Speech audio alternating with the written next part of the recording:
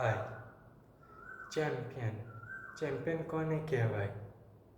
Champion એને કહેવાય જેને ઓલમોસ્ટ આખી દુનિયાથી લડી ચૂકેલો હોય, તેને જ તો ચેમ્પિયન કહેવાય. Sounds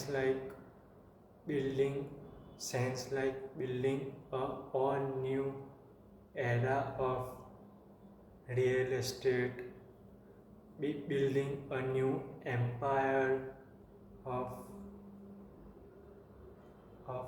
something else. કે પછી તમે સ્પોર્ટ્સમાં પણ તમારું એક ચેમ્પિયનશિપનું સ્ટેટસ રાખી શકો છો.